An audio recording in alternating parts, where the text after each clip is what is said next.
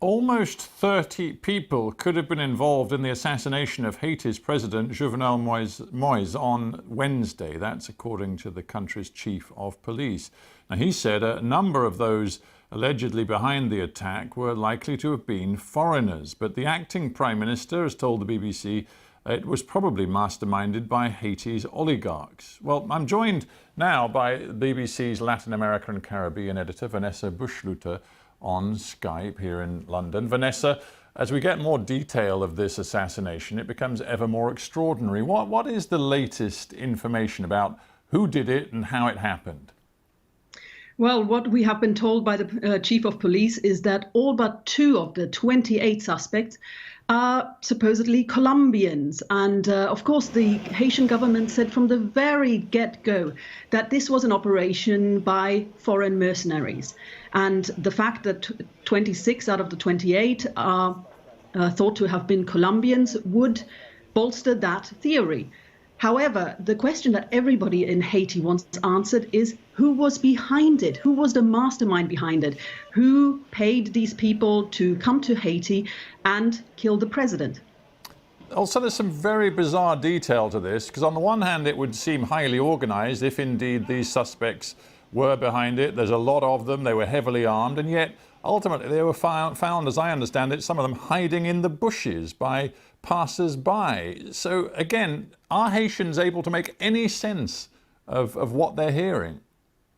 No, and I think that those are the kind of questions that are being asked by Haitians and also by people abroad. Questions about the timeline, questions about how, if they were as highly organized as the authorities said, why didn't they have a getaway plan? Haiti is located on an island. Why didn't they have speedboats to get away? I mean, they were in a port city. If the first indications that we've been hearing are true, that they came from Colombia and crossed over from the Dominican Republic, they seem to have had a plan of how to get into the country, how to get into the private residence of the president as well, but not really how to extricate themselves from the situation once they had killed the president. Indeed. And Vanessa, just very quickly, what now do you think? Because the interim prime minister is suggesting that this was the work of organized criminal gangs. We know that in Haiti generally, the violence level connected with gang activity is rising. How unstable is the country? Hugely unstable. And of course, there's also a discussion going on about who should be the man in power. The acting prime minister, Claude Joseph, says he is the man who should be ruling now until elections can be held and a new president elected. But just before the president was killed, he had nominated, the president who's now deceased, had nominated a new prime minister. And this man wants to be in charge as well. And there's a discussion going on now about who the legitimate interim prime minister should be. So there's more instability, as you can imagine. And the coming days are just mind-bogglingly confusing, not just for people in the country, but also for observers abroad. Yeah, Vanessa, I know you'll keep monitoring it very closely and we'll keep turning to you. Thank you very much indeed.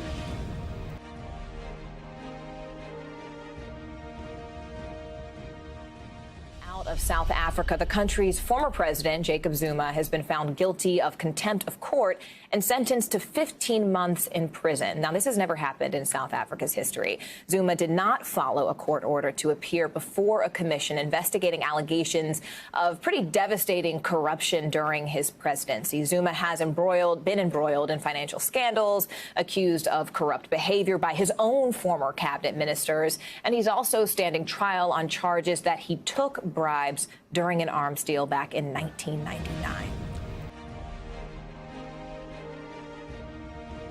So there's a Chinese Coast Guard vessel that's watching us at the moment. It's done 3 sweeps. First of all, 200 meters away, then 100 meters away, and now 50 meters away. It's watching our every move.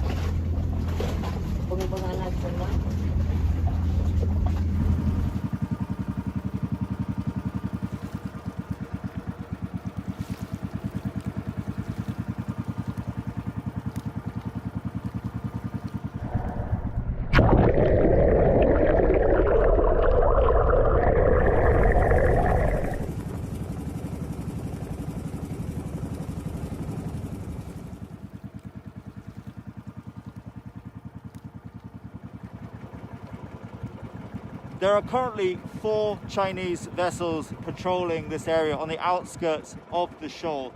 So you may be wondering how we got inside the shoal itself, but we are traveling in a small boat, and that means that we could move across the shallow parts of the reef to move into the area without having to go through the main entrance, which has a deeper entry point. Now, if you're a bigger boat, that would run aground on the reef that we moved across easily. I spoke to the captain of our crew, and he told me in the past, pre-2012, before China claimed this as their territory, that this area used to be swarming with trawler ships and fishermen from Taiwan, from China, from the Philippines and from Vietnam. But now it's relatively quiet.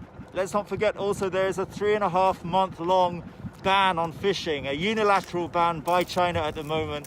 So that might explain why it's quiet. This is Scarborough Shoal at low tide. You can see hundreds of these rocks jutting out from the waterline. And although it seems like a benign place, this is an area that is at the center of a major geopolitical dispute. On the one hand, China claims large swathes of these waters as theirs under their 9-dash line map.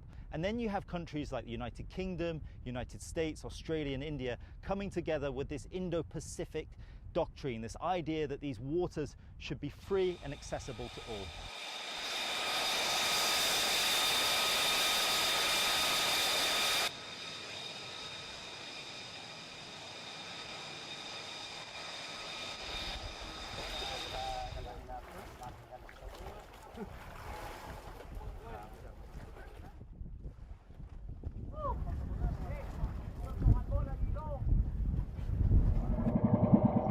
Coming.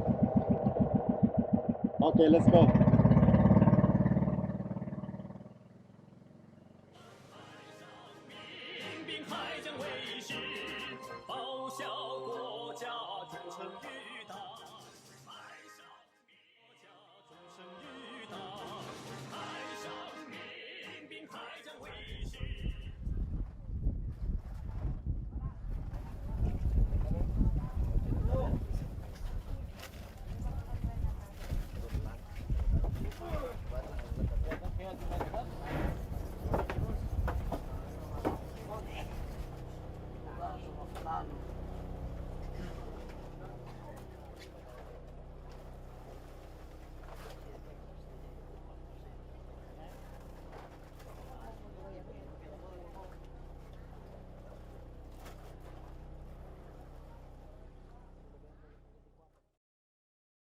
Now to the ongoing Trump Organization criminal probe and new details from the indictment.